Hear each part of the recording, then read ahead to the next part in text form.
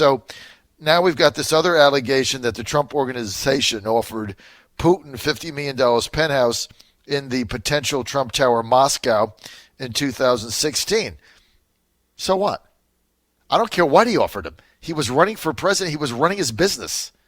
So if they offered Putin a deal to get a tower, what do you think he does when he goes to the city council in New York City when he's trying to build a hotel in Manhattan or Staten Island or something? I mean, what do you think you go through with that? Who cares? What does this have to do with anything? He was running for president. He was a candidate.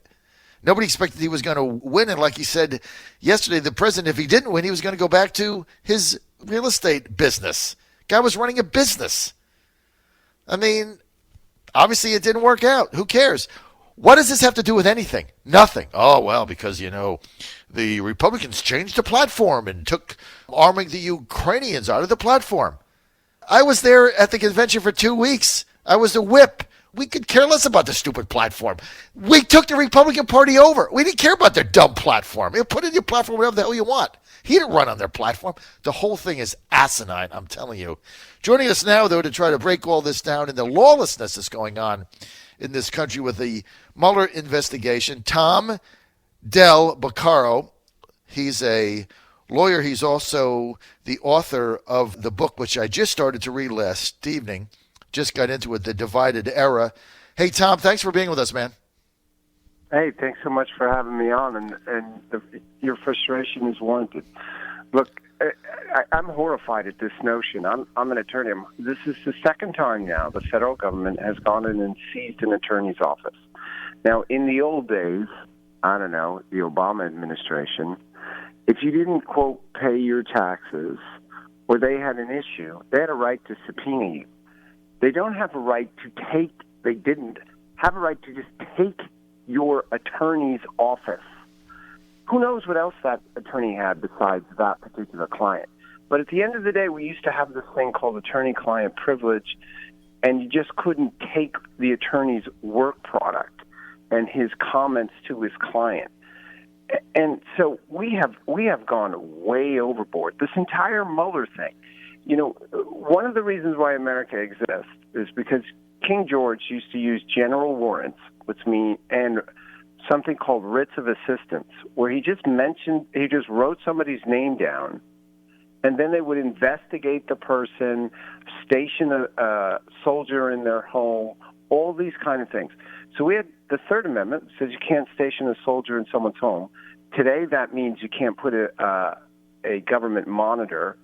And the Fourth Amendment, which says you have to name a person in a crime and have probable cause. You don't just get to investigate humans because they disagree with you. And we have lost all of that. And that's no minor loss. What Mueller's doing is so beyond the pale, it can't describe it. And if I was advising the president right now, I would say you either have to do two things. You either have to get down to court and file motions to stop this man, or you need to fire him. Because he is running roughshod over the entire Constitution in his white whale extravagance and brutality, legal brutality towards so many people. So the raid in this office in Chicago, what were they after? So this is a guy, this is an attorney who did taxes in Illinois for Donald Trump, where, of course, as you mentioned, he's got a property. And apparently this attorney was successful in getting a tax rate reduction. By the way, happens every day across the country. It's a big business because government overreaches. They went in, and as far as I can tell, seized the guy's office. Because, of course, there's these allegations that the Trumps failed to pay taxes in the past.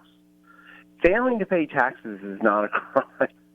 The IRS makes mistakes all the time. People argue with the IRS all the time.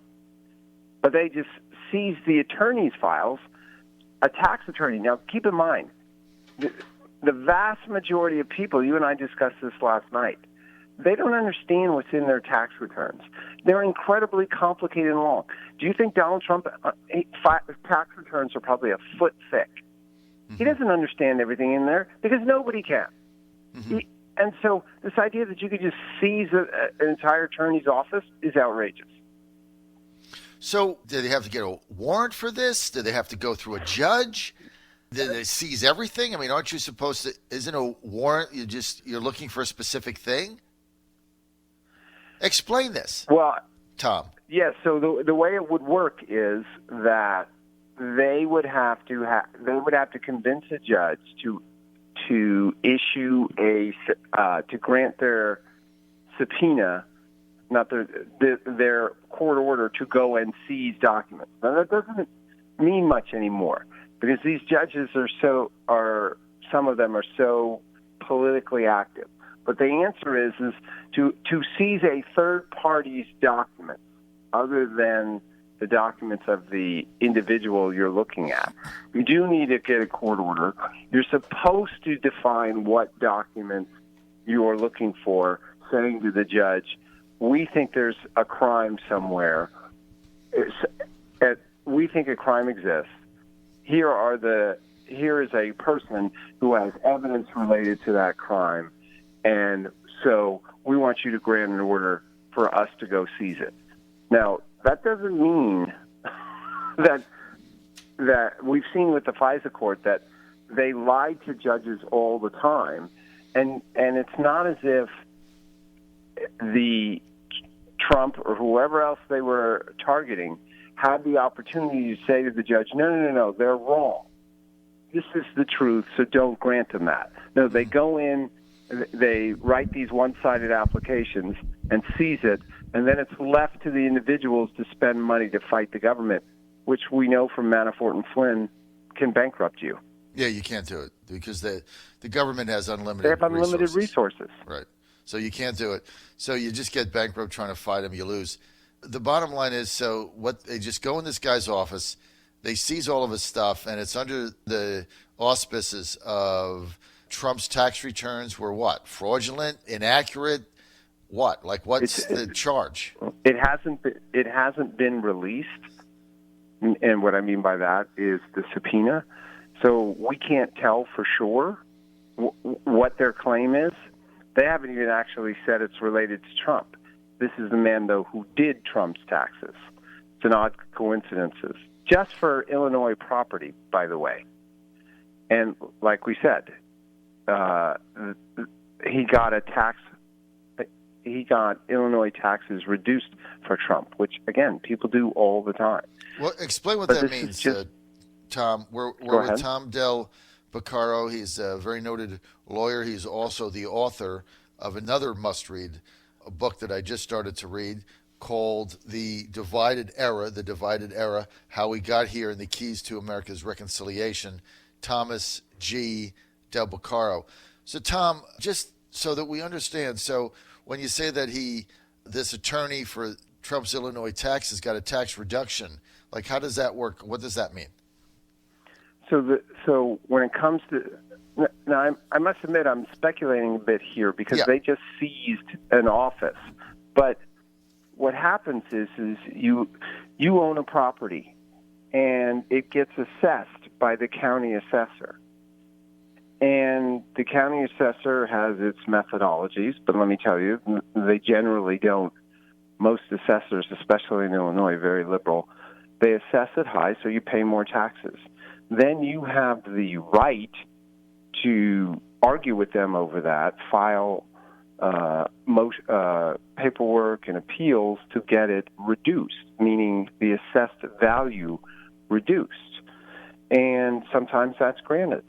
And this attorney is apparently noted for being able to get the property correctly assessed and therefore the amount of taxes owed reduced. That's what normally occurs. It's not clear in this particular circumstance why there's something different about Trump, but that's what generally goes on in this process. So, and this would have been nothing very sinister. Did that sound sinister to you? No, and this would have been for the Trump organization's Illinois state taxes, right? Not the federal returns, because those are different, right? Well, this is just property taxes in Illinois. Property taxes in Illinois, so you hire a lawyer. Look, I mean, I know people that own homes in Southeast Virginia where I live that have gone through this process, in Chesapeake, Virginia Beach, or Portsmouth. They get an assessment, they don't agree with it, they fight it. And so sometimes they get it reduced, sometimes they don't. You pay less property taxes. It's just part of the process. So they do that. And Trump said during the campaign, I took advantage of every possible avenue to pay the minimum in tax that I can, like everybody else in the world. I mean, that's what we all do, right? I mean, the system is set up for that. So what exactly did they raid this office for, and what are they trying to find? Like he didn't dot an I or cross a T? It's not clear. But the bigger issue is it's apparent that they just have a general warrant. And what a general warrant meant is that they would pick an individual and thus continually investigate every aspect of the individual's life. That's not what our country was about. Probable cause says that, you get arrested because there was probable cause, which means there's evidence of an actual crime, as opposed to combing through your life to see if they can find some crime you may have done. It's an enormously important distinction, because otherwise Russia does it that way now. Show me an individual and I'll find a crime. They just investigate people.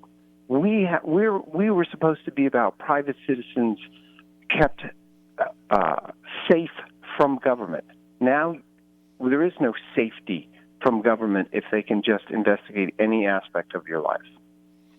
So if you become someone that they have targeted for whatever reason, politically or anything else, then they just want you out, they can investigate you into oblivion and they'll probably find something.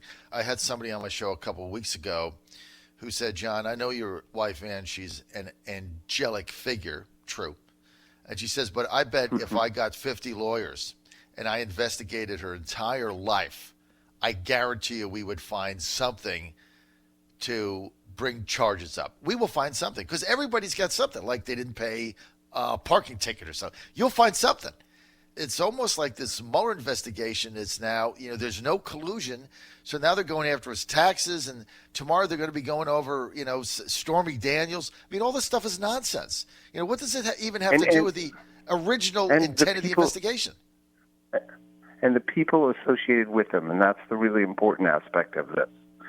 So what Mueller does is he combs through here and there, and then he targets Jerome Corsi, then he targets Roger Stone, then whoever they're targeting, Jared Kushner. They keep going through, and it's like you say, and it's not to say that these people did something intentionally wrong, but keep in mind, America, that there are so many laws right now, and I'm a business attorney in California, and as I am fond of telling people, the vast majority of the time that businesses find out that there's a violation that they committed is when they get something in the mail.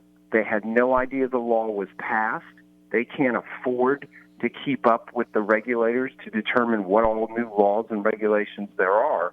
And so they're going about their normal lives, but because we've created this very sticky, complex web of laws, they wind up with violations they didn't even know existed. It is unbelievable. I mean, that's really the world that we live in today. And it was horrible. I got to tell you, Tom, it was pretty ominous to see the photos of that law office, that little office. I mean, it's pretty small rated, where they put the cardboard up on the back of the windows of the glass door. John, I'm an attorney. I can't tell you how many clients I've had over the years. I have their records. What if it turns out that one of my clients, without me knowing, did something? Does that mean that the federal government are going to show up one day and my doors are going to be boarded up and they're going to take everything in my office? Well, if you were a client, wouldn't you feel violated? Wouldn't you feel risky about telling your attorney the truth?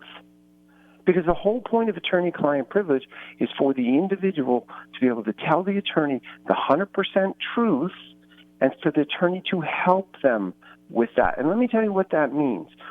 All the time, every day across this country, there are people who have made mistakes or done something that violated the law, business-wise with a regulation or criminally.